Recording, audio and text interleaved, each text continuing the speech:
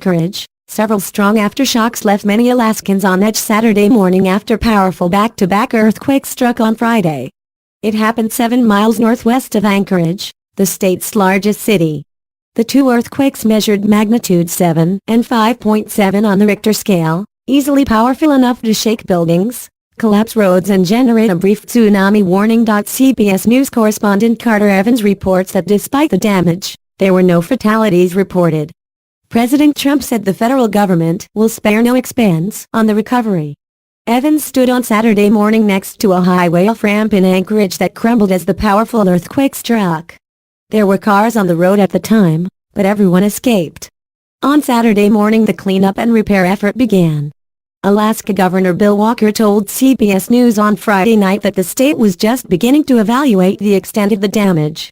The earthquake rattled buildings in Anchorage, but the reverberations were so strong they were felt up to 350 miles away. As one Anchorage resident put it, the shaking seemed to go on, like, forever.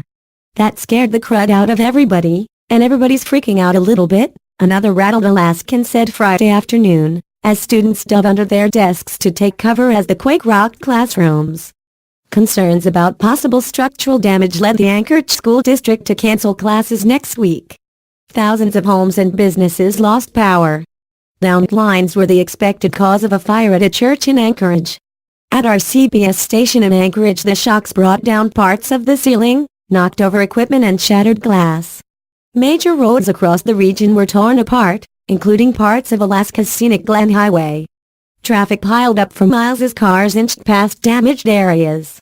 Alongside Governor Bill Walker, CBS News Evans and his crew were the first to return to the state capitol after it was evacuated Friday morning. Walker was in one of the building's elevators at the time of the quake.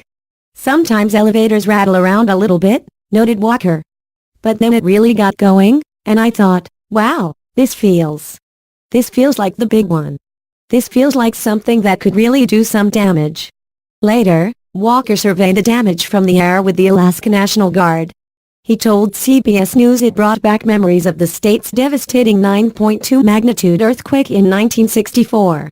The sheer strength of an earthquake, that you can crumble a perfectly good highway, that you can buckle a bridge. I mean, it was amazing, the power behind what we saw. Alaska is earthquake country, and Governor Walker believes that strict building codes saved lives. There is a lot of infrastructure damage, hundreds of gas leaks are posing a new danger, and of tons of road work that has to be done. According to the governor, it could take weeks to recover.